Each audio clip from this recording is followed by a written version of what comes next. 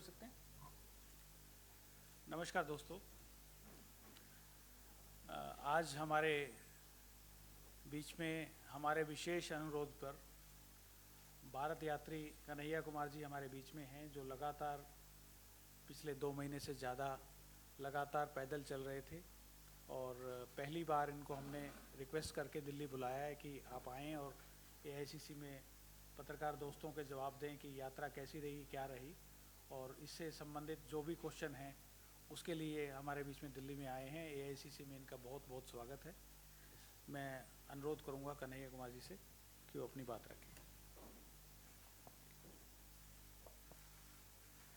सबसे पहले तो मैं भारत जोड़ो यात्रा की तरफ से सारे यात्रियों की तरफ से, भारत यात्री, अतिथि यात्री, इंटर स्टेट यात्री और सेवा दल के जो कार्यकर्ता हैं और वो सारे लोग जो किसी कैटेगरी में नहीं हैं लेकिन इस यात्रा में चल रहे हैं कि यात्री के तौर पे, आप सभी पत्रकार साथियों का अभिनंदन करता हूं। और आप सब लोग आज आए हैं। वैसे तो पत्रकारिता में कोई दिन छुट्टी का होता नहीं है, लेकिन आज हमारी भी छुट्टी है, संडे भी है, और आप लोग जो है मेरे ख्याल से हिमाचल से भी आए होंगे, तो बड़ी मुश्किल रही होगी, फिर भी आप आए हैं, इसके लिए आपका बहुत बहुत धन्यवाद। और मैं बस आपसे कुछ चीज़ें यात्रा को लेकर के साझा करना चाहता हूं, बाकी आप जो भी प्रश्न करेंगे उसका जवाब देंगे। एक तो ये यात्रा हमारी उम्मीदों से बढ़कर अपने उद्देश्यों को पूरा करने में कामयाब होता हुआ दिख रहा है। जैसे जब हम लोग 7 तारीख को इसका प्रॉपर इनॉग्रेशन हुआ, उद्घाटन हुआ, तो बहुत सारे सवाल थे मन में। लोग आएंगे कि नहीं आएंगे, लोगों का रिस्पॉन्स क्या होगा। हम लोग अपने ऊपर भी सवाल खड़ा कर रहे थे कि कैसे 25 किलोमीटर चलेंगे, क्योंकि किसी को भी जो है इतना चलने की आदत है नहीं, और हम लोग जो है फॉरेस्ट गंप तो है नहीं कि एक बार जो है जूते का लैस बांध करके जो है दौड़ना शुरू किए तो दौड़ते रहेंगे। तो ये सारे सवाल मन में थे, लेकिन वो जो एक बात स्कूल में पढ़ा करते थे कि कई बार इंसान पैरों से नहीं हौसलों से चलता है, वो इस यात्रा में जा कर के सही साबित हुआ है। कैसे यात्रा के 60 से ज़्यादा दिन कट गए, सचमुच पता नहीं चला। तकलीफ़ें हुई, अलग अलग तरह की तकलीफ़ें लोगों को हुई, लेकिन अब लोग जो है अपने शारीरिक संघर्षों से ऊपर उठ चुके हैं। मतलब कभी तो ऐसा होता है कि मजाक मजाक में कि यात्रा समाप्त हो गई है और अब जो है अपने कैंप में वापस लौटना है। लोगों को इतना चलने की आदत है कि गाड़ी सामने हो, बस सामने हो, फिर भी पैदल चलने लगते हैं। तो बीच में जो है एक जब छुट्टी होती है तो कई सारे लोग घर गए, बहुत सारे यात्री बीच में, दीपावली था तो लोग घर गए, लेकिन मैं उस वक्त भी कैंप साइड में ही था। तो कुछ जो लोग घर से लौट करके आए, उन्होंने एक बड़ी मज़ेदार कहानी सुनाई कि आ, हम लोग जा रहे थे एक मार्केट में, तो घर वालों ने कहा कि हम लोग कार से चलते हैं, तुम तो पैदल चलो, आराम से 20-25 किलोमीटर तो चल ही लेते हो, अब 20-25 किलोमीटर चलने में कोई दिक्कत नहीं है। और आज भी जब मैं इस प्रेस कॉन्फ्रेंस के लिए आ रहा था तो मेरे कुछ दोस्तों ने कहा कि इंतज़ार किस बात का, शुरू कर दो, 12-13 किलोमीटर है, 24 अकबर रोड पहुंच जाओगे, मॉर्निंग सेशन में वैसे भी तुम लोग 15 किलोमीटर चलते ही हो। तो ये यात्रा मेरे ख्याल से बहुत सहज हो चुका है, अब भारत यात्रियों के लिए भी बहुत सहज हो गया है। और ये जो बार बार मन में सवाल था ना कि लोग आएंगे कि नहीं आएंगे, लोग भी बहुत सहज हो गए हैं। 2 तरह के लोग हैं, मैं आपको साफ साफ बता दूं। एक तो वो लोग हैं जो पार्टी से सीधे तौर पे जुड़े हुए हैं, एक वो लोग हैं जो पार्टी से नहीं जुड़े हुए हैं लेकिन इस यात्रा से जुड़ चुके हैं। और उन लोगों को देखना और उनके अनुभव के आधार पे ही कुछ चीज़ें मैं आपसे साझा करना चाहता हूँ कि जो लोग अपने घरों में खड़े हैं, अपने छतों पर, दुकान के आगे, किसी कॉर्नर पर, जहाँ गांव शुरू होता है उसके मुख्य द्वार के पास, मोबाइल से जो है वीडियो बना रहे हैं, उनकी आँखों को पढ़ने से इतना महसूस होता है कि ऐसी यात्रा की ज़रूरत थी इस देश को। और यही कारण है कि चाहे जितनी भी चुनौतियां रही हों, यह यात्रा स्वाभाविक तौर पे उन सारी चुनौतियों को एक एक करके पार करता जा रहा है। कई ऐसी परिस्थितियां थीं, जैसे जहां गर्मी बहुत होनी थी, ऐसी अपेक्षा थी कि बहुत गर्मी होगी, वहां बारिश हो गई। जहां लगा कि यहाँ पे चलना बहुत मुश्किल होगा, कई कई सारे जो है कठिनाइयाँ होंगी, वहाँ पे कुछ ऐसी परिस्थिति उत्पन्न हुई कि सब राह आसान हो गया। तो एक बात जो कुल जमा जोर हम इस यात्रा के बारे में कह सकते हैं कि यह यात्रा अपने पहले पड़ाव को पूरी तरीके से पूरा कर चुका है। और वो पहला पड़ाव है कि यात्री यात्रा के लिए सहज हो चुके हैं, यात्रा देश के लिए सहज हो चुका है, और देश यात्रा के लिए सहज हो चुका है। मैं आपसे कोई शिकायत नहीं कर रहा हूँ, क्योंकि जैसे हमारा प्रोफेशन है, आपका भी प्रोफेशन है, और हर किसी की अपनी मजबूरी होती है। लेकिन आप जानते हैं कि यात्रा को जितना दिखाया जाना चाहिए, जितना बताया जाना चाहिए, उतना दिखाया और बताया नहीं गया। फिर भी एक खास बात आप सारे लोगों ने महसूस किया होगा कि जब मोबाइल टीवी नहीं था, तब भी समाज में संवाद था, कम्युनिकेशन था। और सिर्फ इंसानों में ही कम्युनिकेशन नहीं होता है, पक्षियों में भी कम्युनिकेशन होता है, उनकी भी अपनी आवाज़ें होती हैं। आज भी हमारे समाज में वो कम्युनिकेशन मौजूद है। और ये यात्रा में चलते हुए हमको महसूस हुआ कि भले बहुत ना दिखाया गया हो, लेकिन इस देश के लगभग हर व्यक्ति को ये पता है कि यात्रा हो रही है। इसका मतलब हमारा internal communication beyond WhatsApp, TV, अखबार आज भी जिंदा है। देश की चाय के नुक्कड़ों पर, बसों में, ट्रेनों में, खेतों में, खलिहानों में, दफ्तरों में, हर जगह किसी न किसी रूप में, किसी न किसी दिन, सुबह या शाम, यह चर्चा निकल आती है कि भारत यात्रा हो रही है। तो भारत यात्रा ने अपना पहला पड़ाव पूरा कर लिया है। पूरे देश को पता है कि उनके सवालों को लेकर के ये यात्रा हो रही है। ये जो हमने कहा कि उनके सवाल, ये भी हमारे दिमाग में जो था वो अपनी जगह पे है, लेकिन यात्रा के दौरान जो हमने कलेक्ट किया वो ज़्यादा महत्वपूर्ण और प्रासंगिक है। उनके सवाल कहने का मतलब है कि जब महिलाएं यात्रा में आकर के जुड़ती हैं, और मैं बार बार कह रहा हूँ, जो हमारी पार्टी वर्कर नहीं हैं, वो बोलती हैं महंगाई के बारे में कि 400 के सिलेंडर जो है 1000 रुपये का हो गया है, घर चलाना मुश्किल हो रहा है। जो नौजवान जुड़े हुए हैं आपको सॉफ्टवेयर इंजीनियरिंग के पेशे से या जो है सर्विस सेक्टर से जुड़े हुए हैं, जिस तरह से उनकी नौकरियां कम हो गई है, जॉब की इनसिक्योरिटी बढ़ी है, उसके बारे में वो बात करते हैं। जो स्टूडेंट पढ़ रहे हैं, तैयारियां कर रहे हैं, रास्ते में कई ऐसी प्राइवेट एकेडमी मिली जहां आर्मी में बहाली की ट्रेनिंग दी जाती है। वहाँ के जो है बच्चे बाहर निकल करके आए और बात किए। जो लोग सुबह, जैसे सुबह हम लोग भी वॉक करते हैं, और आप देखेंगे इस देश में संस्कृति मौजूद है कि सड़क के किनारे आपको दौड़ते हुए नौजवान मिलेंगे। तो वो यात्रा से आकर के जुड़ते हैं और बेरोजगारी के बारे में बताते हैं।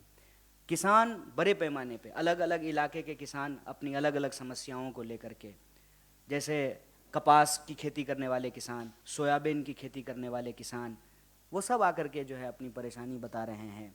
गन्ना की खेती करने वाले किसान जो है बड़े पैमाने पे आकर के अपनी समस्याएं बताएं। तो महिलाएं, किसान, नौजवान, सिविल जो आपको सर्विस सेक्टर में काम करने वाले लोग हैं, या जो प्रोफेशनल्स हैं जिनके पास ऑलरेडी स्किल है, जिन्होंने बीएड की डिग्री कर रखी है, जिन्होंने बीई कर रखा है, बैचलर ऑफ इंजीनियरिंग कर रखा है, उनको किस तरीके से जॉब नहीं मिल रहा है। जो आर्मी एस्पिरेंट हैं उनको किस तरीके से जॉब नहीं मिल रहा है। तो ये मेजर इशूज जो है वो निकल करके आए हैं सामने में। नारी सुरक्षा, किसान के फसलों का दाम, मजदूरों को सही मजदूरी, नौजवानों को रोजगार, महंगाई, ये सारे मुद्दे जो है भारत जोड़ो यात्रा में प्रोमिनेंटली हम लोगों को पता चला है। और भारत जोड़ो यात्रा जो एक उद्देश्य लेकर के चला था, क्योंकि बार बार ये सवाल जो है किसी न किसी रूप में पूछा जाता है। आज हमारे एक पत्रकार दोस्त ने फ़ोन किया और कहा कि कितना जोरे, भारत कितना जोरे। तो हम बोले कि टेलर का दुकान चलाते हैं क्या, कि 1.5 मीटर जोड़ दिए, 3.5 मीटर जोड़ दिए। कितना टूटा हुआ है आप, ये सवाल पहले खुद से पूछिए, फिर पता चलेगा कि कितना जुड़ा। जब यही महसूस नहीं हो रहा है कि कितना टूटा हुआ है, तो क्या जोड़ रहे हैं ये भी पता नहीं चलेगा। हमने कहा कि जब आपको ये महसूस होता है कि आपने अपनी पूरी जिंदगी किसी एक प्रोफेशन को दिया, लेकिन चैन नहीं है, सुख नहीं है, शांति नहीं है, हर वक्त ये दिमाग पे प्रेशर रहता है कि कब नौकरी चली जाएगी, तो यह जो असुरक्षा है, इस असुरक्षा की भावना को ख़त्म करके सुरक्षा की भावना को जोड़ना चाहते हैं। ये भारत जोड़ो यात्रा का लक्ष्य है। जो नौजवान अपनी पढ़ाई कर रहा है, उसकी जो उम्मीद है, जो उम्मीद टूटती है जब बहाली नहीं निकलती है या प्रश्न पत्र लीक हो जाता है, उस टूटी हुई उम्मीद को जोड़ना इस भारत जोड़ो यात्रा का लक्ष्य है। जो महिलाएं आ रही हैं, उस भावनात्मक तस्वीर को आप सब लोगों ने देखा होगा कि कैसे ये आसान बात नहीं है कि किसी गैर मर्द के साथ उतनी सहजता से कोई महिला मिले। तो महिलाओं को जो आज नारी सुरक्षा की स्थिति है, जिस तरीके से बलात्कारियों को प्रेज किया जा रहा है, ऐसी परिस्थिति में महिलाओं की उस टूटी हुई उम्मीद को जोड़ना ये भारत जोड़ो यात्रा का लक्ष्य है। और हमारा मानना है कि जितनी सहजता से ये यात्रा आगे बढ़ रही है और लोगों के मुद्दों को कलेक्ट कर रही है, लोगों की आंखों में देखने से ये बार बार महसूस होता है कि इस यात्रा की ज़रूरत थी। भारत जोड़ो यात्रा ने अपने पहले पड़ाव को पूरा किया है, भारत जोड़ो यात्रा को अपने दूसरे पड़ाव को भी पूरा करना है। और दूसरा पड़ाव ये है कि हम इस देश की सरकार को, इस देश की सत्ता को, जो देश के लोगों के मुद्दे हैं, उस पर उनको जवाबदेही तय करनी पड़ेगी। ये भारत जोड़ो यात्रा का दूसरा पड़ाव होगा और हमें पूरी उम्मीद है कि उस पड़ाव को भी हम लोग पूरा करेंगे। आप सब लोग आए, हमारी बात सुने, इसके लिए आपका बहुत बहुत शुक्रिया, बहुत धन्यवाद। बाकी आप प्रश्न पूछेंगे तो और सारी चीज़ों का जवाब दिया जाएगा। Thank you.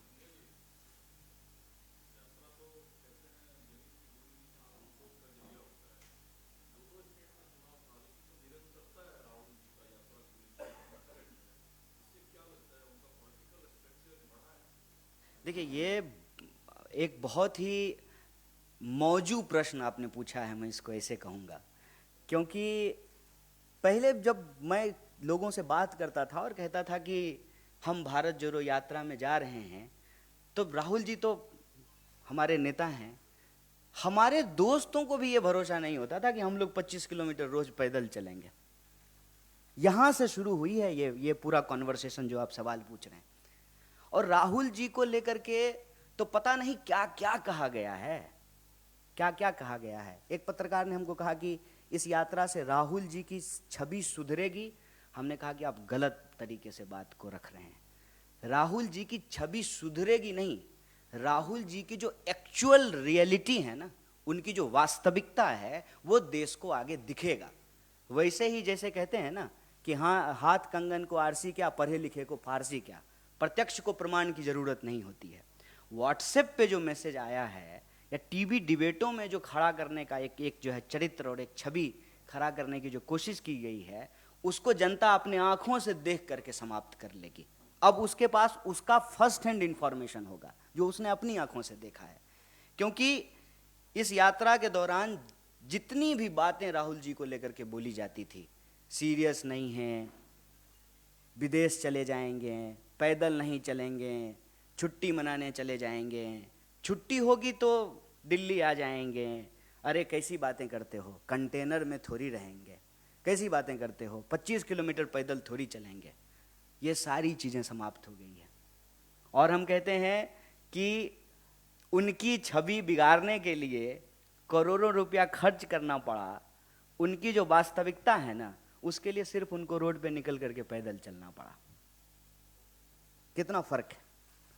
बस आपको जनता के बीच में आप गए और आपको लेकर के जितनी कोशिशें थी उस सब पे जो है पानी फिर गया।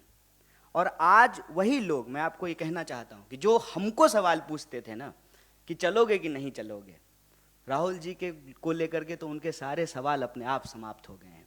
और इतनी मार्मिक तस्वीरें आती हैं बच्चों के साथ, महिलाओं के साथ, बूढ़ों के साथ, और इस देश के वो लोग जो महसूस करते हैं कि उनकी उम्मीदें टूट रही हैं, चाहे वो किसान हो, नौजवान हो, महिलाएं हों, चाहे इस देश की सिविल सोसाइटी हो, रिटायर्ड जज हों, फिल्म में काम करने वाले लोग हों, पत्रकार हों, लेखक हों, साहित्यकार हों, और चाहे वो फैमिली जिनके परिवार से किसी न किसी की शहादत हुई है। आप लोगों को मालूम होगा कि हम जिस भी स्टेट में जा रहे हैं उस स्टेट से जुड़ा हुआ जो बहुत, एक कहते हैं ना कि जिस मुद्दे को लेकर के समाज में बड़ी बहस हुई हो, या जिस मुद्दे ने इस समाज को बहुत ज़्यादा उद्वेलित किया हो, उस मुद्दे से संबंधित परिवार भी हमारी यात्रा में आकर के जुड़ता है। मसलन आप जानते हैं कि कर्नाटक में गौरी लंकेश जी का परिवार आया, तेलंगाना में जो है रोहित वेमुला जी का परिवार आया, और आने वाले समय में भी वो सारे लोग जिनको लगता है कि उनके साथ अन्याय हुआ है, न्याय की उस उम्मीद के लिए वो लोग इस यात्रा में शामिल हो रहे हैं।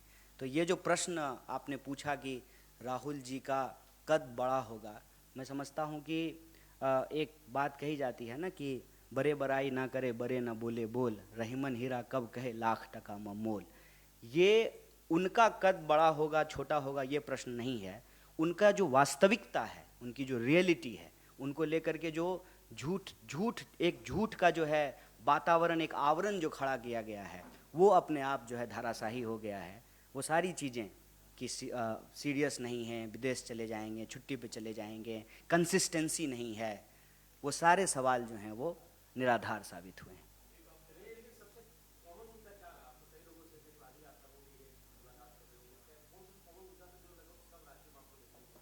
देखिए, महंगाई और बेरोजगारी ये दो ऐसे सवाल थे जो हर जगह, मतलब आप यूँ समझ लीजिए कि जैसे हम कर्नाटक में हैं तो वहाँ एक समूह जो है वो उन राज्यों से आया जहाँ हमारी यात्रा नहीं जा रही है, तो वो प्रतिनिधित्व भी जो है जो डेलीगेशन था वो भी यही सवाल उठा रहा था, और महंगाई को लेकर के अक्रॉस द बोर्ड सारे लोगों ने जो है सवाल, ये दो मुद्दे बहुत प्रोमिनेंट हैं। इसके अलावे साउथ में हमने देखा कि एक और सवाल जो कि अब हम जब महाराष्ट्र आ गए हैं तो ये सवाल अब नहीं है, लेकिन साउथ में कहीं ना कहीं ये सवाल बार बार आ रहा था, फेडरलिज्म का क्वेश्चन। साउथ में इस सवाल को भी बहुत सारे लोगों ने आकर के उठाया कि हमारे साथ जो है कहीं ना कहीं सेंटर जो है वो पूरी तरीके से न्याय नहीं करता है। ये जो पॉलिटिकल डेलीगेशन होता था उसमें कई लोगों ने ये सवाल उठाए, जो मुझे लगता है कि अलग सवाल है। बाकी जो कॉमन, दो सबसे कॉमन मुद्दा अगर आप कहेंगे तो वो महंगाई और बेरोजगारी का सवाल, फिर स्पेसिफिक समुदाय के कई सवाल आए, जैसे किसानों के सवाल, महिलाओं के सवाल, और जो स्पेसिफिक चीज़ों की तैयारी करते हैं, जैसे बीएड किए हुए जो लोग ट्रेंड टीचर हैं वो कई राज्यों में मिले कि उनकी बहाली नहीं हुई। कई जगह संविदा कर्मियों का ग्रुप आकर के मिला कि कॉन्ट्रैक्ट पे काम करने की क्या परेशानी होती है। खास करके लॉकडाउन के बाद ये रियलाइज हुआ है कि अचानक से मैनेजमेंट कॉल करता है और कहता है कि अब कल से आप नौकरी पे मत आइए, तो उसकी पूरी की पूरी ज़िंदगी जो है वो अंधकार में चली जाती है। उसने ईएमआई पे अपना जो है वॉशिंग मशीन से लेकर के कार से लेकर के घर तक ले रखा है, तो वो फिर ईएमआई कैसे भरेगा। और आत्महत्या एक बहुत ही दुखद परिस्थिति हमारे देश में पैदा कर रहा है कि किसानों की आत्महत्या से मामला अब जवानों की आत्महत्या तक पहुंच गई है। बेरोजगारी के कारण भी जो है लोग आत्महत्या करना शुरू कर दिए हैं। कोरोना के दौरान लोगों को फैसिलिटीज़ नहीं मिले, ऑक्सीजन नहीं मिला, बेड नहीं मिला, मुआवजा नहीं मिला, ये सवाल भी जो है कई सारे लोग आकर के बताए हैं।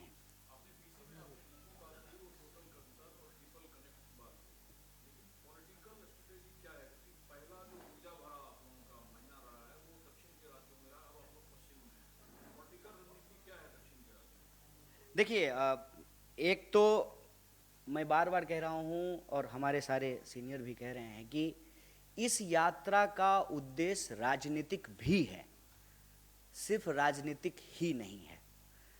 ये बात ना हम लोग बार बार इसको क्लियर कर रहे हैं कि अगर हम इस यात्रा को सिर्फ राजनीतिक ही मानेंगे तो राजनीतिक बात भी जो है ना उसमें सारे डायमेंशन कवर नहीं होते हैं, सिर्फ चुनाव की बात होती है, बाकी सारे और जो डायमेंशन हैं उसको छोड़ दिए जाते हैं। हमारी नीति शुरू में जो थी, सबसे पहले जहाँ से यात्रा शुरू हुई, कि लोग परेशान हैं, लोगों के अंदर गुस्सा है, लोगों के भीतर डर पैदा किया जा रहा है, नफरत पैदा किया जा रहा है। इससे देश जो है भावनात्मक रूप से कमजोर होगा, और कोई भी देश जब भावनात्मक रूप से कमजोर होता है, जब वो आपस में यूनाइटेड नहीं होते हैं, तो बाकी सारी प्रोग्रेस की बात जो है वो पीछे चली जाती है। और जो हम लोग सवाल उठा रहे हैं एक मजबूत विपक्ष के तौर पे, जो हमारी रिस्पॉन्सिबिलिटी है, वो भी लोगों तक नहीं पहुंच पा रही है कि हम उनके लिए लड़ रहे हैं। तो जब आपके करंट कम्युनिकेशन के टूल्स काम नहीं कर रहे हों, तो कहते हैं ना back to basics, back to classic. और ये बैक टू बेसिक या बैक टू क्लासिक जो है, हम कहते हैं कि ये एक गांधीयन मेथड है कि गांधी जी दांडी यात्रा पे चले, या जो है इस देश में कई बार यात्राएं की गई, ठीक है। तो उसमें मुख्य सवाल ये था कि हम लोगों के बीच जाएंगे, हम उनके सवालों को लेकर के लड़ रहे हैं, उनको ये भरोसा होगा, और हम अपनी सुनाएंगे नहीं, उनकी सुनेंगे। वहां से जब हम लोग ये यात्रा को शुरू किए, तो पॉलिटिकल स्ट्रेटजी एकमात्र था, जन को तंत्र से जोड़ करके रखना। जन और तंत्र जो है वो अलग ना हो जाए, तंत्र जो है वो जन पे हावी ना हो जाए, सिर्फ इतनी सी बात थी। इसीलिए हम उन राज्यों में भी गए जिन राज्य में हम कहीं ना कहीं सरकार चलाने में सहयोगी हैं, जैसे तमिलनाडु, वहाँ सरकार चलाने में हम सहयोगी हैं, हम वहाँ भी गए, क्योंकि मुद्दे जो हैं वो कश्मीर से लेकर के कन्याकुमारी तक कुछ कॉमन हैं, चाहे हमारी सरकार हो या किसी और की सरकार हो। तो प्राइमरी टास्क ये था कि उन इश्यूज को लेकर के लोगों के बीच में जाना, उनकी बातों को सुनना। साउथ से नॉर्थ की तरफ जब हम बढ़ रहे हैं, ठीक है, तो कुछ मुद्दे ऐसे हैं जो पूरी तरह से बदल गए। जैसे मैंने आपको कहा कि साउथ में फेडरलिज्म का क्वेश्चन था, लेकिन जब हम नॉर्थ की तरफ आ रहे हैं तो इस सवाल को अब कोई उठा नहीं रहा है। लेकिन जो बाकी सवाल हैं वो एज इट इज हैं, जैसे महंगाई का सवाल, बेरोजगारी का सवाल, किसानों को उनके फसल के दाम नहीं मिलने का सवाल, नारी सुरक्षा का सवाल, ये बिल्कुल कॉमन सवाल हैं जो हर जगह मिलते जा रहे हैं।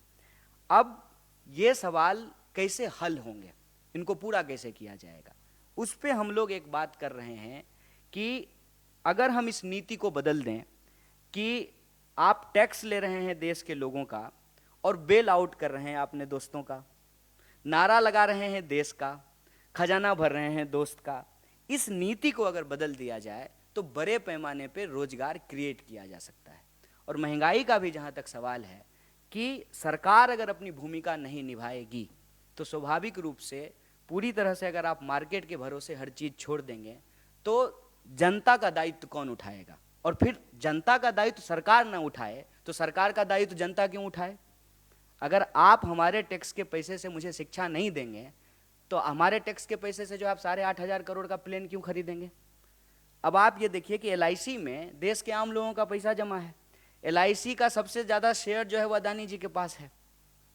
तो हमारा पैसा लेकर के आप अमीर हो रहे हैं और हमारे पास ना जॉब की गारंटी है, ना हमारे पैसे की गारंटी है, ना जो है हम जो हमारी ज़रूरत की चीज़ें हैं उसको हम एक्सेस कर पा रहे हैं। रोज़ महंगाई बढ़ रही है, तो ये चीज़ें हम लोगों को समझ में आ रही है। तो उसमें ये समझ में आता है कि नॉर्थ से लेकर के साउथ तक पॉलिटिकल मोबिलाइजेशन किया जा सकता है अगर हम सोशल डाइवर्सिटी को इंटैक्ट रखें, और जो डिवीजन क्रिएट किया जा रहा है on the basis of identity, उस पॉलिटिकल चैलेंज को अगर हम लोग मीट कर सकें।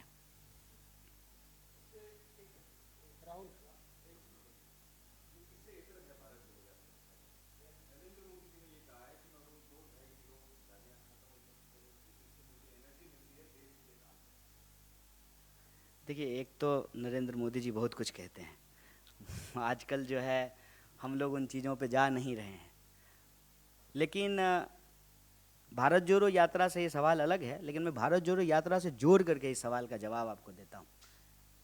भारत जोड़ो यात्रा को लेकर के आप में से एक साथी ने सवाल किया कि राहुल जी की छवि पे लोगों का क्या नज़रिया है। तो हमने यही कहा ना कि उनकी जो वास्तविकता थी वो वास्तविकता भी लोगों को नहीं मालूम था। मोदी जी का जो झूठ है ना वो भी लोगों को मालूम है। मसलन बीजेपी के प्रेसिडेंट ने कहा हिमाचल चुनाव के दौरान कि प्रधानमंत्री जी फोन करके यूक्रेन युद्ध रुकवा दिए। एक बागी विधायक तो प्रधानमंत्री के फोन से बैठ नहीं रहा है, एक MLA का कैंडिडेट प्रधानमंत्री के फोन से नहीं बैठा और यूक्रेन का युद्ध रुक गया। तो झूठ का ना कोई सिर पैर नहीं होता है साहब। प्रधानमंत्री जी हमेशा झूठ का इस्तेमाल करते हैं देश के बेसिक इश्यूज को डाइवर्ट करने के लिए। विपक्षी उनको गाली दे रहा है, क्या फर्क पड़ता है? देश की जनता उनको वोट दे रही है ना, एक बार नहीं 2 बार वोट दी है ना। तो देश की जनता से जो उन्होंने वादा किया था, उस वादे का क्या हुआ, ये जवाब उनको देना चाहिए।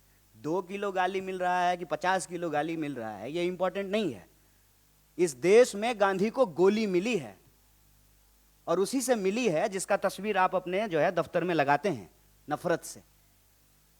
और जो है आप नफरत फैलाते हैं, नफरत फैलाने वालों को आप फॉलो करते हैं, नफरत फैलाने वालों को आप प्रमोट करते हैं, और फिर जो है विक्टिम कार्ड भी खेल रहे हैं।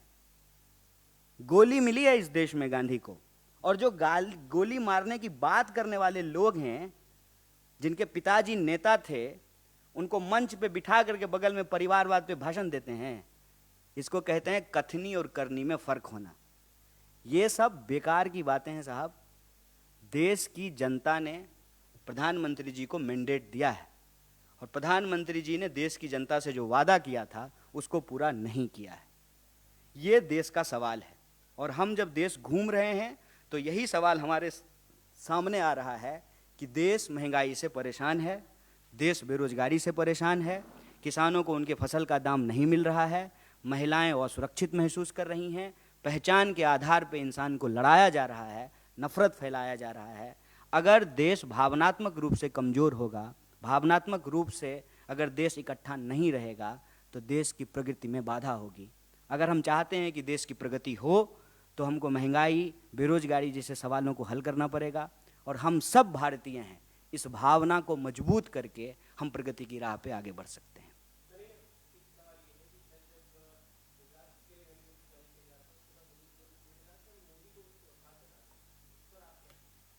देखिए, मेरा मानना है कि लोकतंत्र में किसी भी व्यक्ति का क्या मुस्तकबिल होगा, ये जनता तय करती है।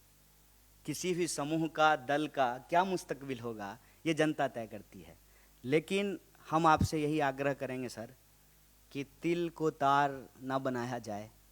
गुजरात के लोगों की भी वही समस्याएं हैं जो समस्या हमको भारत जोड़ो यात्रा में तमिलनाडु से लेकर के केरल, कर्नाटक, आंध्र प्रदेश, तेलंगाना होते हुए महाराष्ट्र पहुँचे हैं और पता चला है। गुजरात के किसान भी परेशान हैं, गुजरात के नौजवानों को भी नौकरी नहीं मिल रही है, गुजरात के व्यापारी भी जो है जीएसटी और नोटबंदी से परेशान हुए हैं, उनके जो है उद्योग धंधों को नुकसान हुआ है। मेरा आपसे यही गुजारिश रहेगा कि देश के लोगों के जो बुनियादी सवाल हैं, इस देश का राजनीतिक विमर्श उसी के इर्द गिर्द होना चाहिए। देखिए, एक बात ना, एक सेइंग है अंग्रेजी में, डोंट डिफेंड अनडिफेंडेबल। मुझे ये मालूम नहीं है, लेकिन मैं बिना मालूम किए हुए ये बात पूरे आत्मविश्वास से कह सकता हूँ कि अगर मेरे द्वारा कभी भी कोई गलत बात कही जाएगी, बिना इफ बट के माफ़ी मांगूंगा। गलत गलत होता है, लेकिन वो कहे हैं कि नहीं कहे हैं इसकी जानकारी मुझे नहीं है। मैं बस इतना कहना चाहता हूँ कि गलत सबके लिए गलत है। हम प्रधानमंत्री जी नहीं हैं कि भ्रष्टाचारी होगा जो व्यक्ति कांग्रेस में रहते हुए, और वही बताएंगे कि वो व्यक्ति भ्रष्टाचारी है, अगले दिन उसको बीजेपी में शामिल करा करके उसको सदाचारी बोलना शुरू कर देंगे। हमारा सवाल जो है ऑथेंटिसिटी पे है कि किसी व्यक्ति को आप भ्रष्टाचारी कहते हैं, अगले ही मिनट, जैसे आपको मैं याद दिला दूं, एक सपा के नेता थे, उनके बारे में बीजेपी क्या क्या कहती थी, फिर वो बीजेपी में शामिल हो गए। या कांग्रेस के ही नेता, आपने गुजरात की ही बात की, गुजरात के ही बहुत सारे ऐसे नेता जिनके बारे में बीजेपी पता नहीं क्या क्या कहती थी, आज वो बीजेपी में शामिल भी हो गए हैं, उनको टिकट भी दे दिया गया है और वो अच्छे हो गए हैं। जिनके ऊपर तमाम तरह के आरोप लगाए जाते हैं, ईडी भेजा जाता है, केस किया जाता है, जिन भी बीजेपी में जाते हैं वो ठीक हो जाते हैं। तो नैतिकता की का जो आधार होता है ना, वो एक होता है। ऐसा नहीं हो सकता है कि हम आपके लिए नैतिकता का आधार कुछ और रखें, क्योंकि आप सामने बैठे हैं और हम यहाँ थोड़ा ऊंची जगह बैठे हैं, तो हमारे लिए नैतिकता का आधार कुछ और होगा। गलत गलत होता है, कोई भी नेता बोले या कार्यकर्ता, उसको डोंट डिफेंड अनडिफेंडेबल।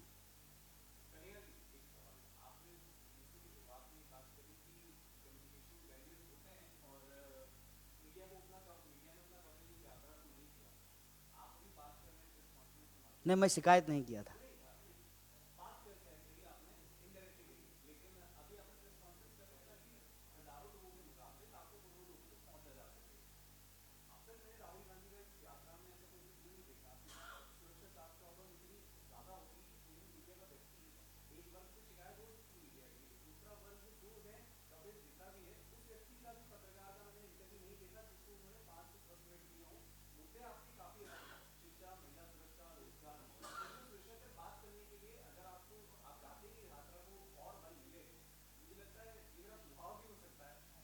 सुझाव का स्वागत है, करेंगे।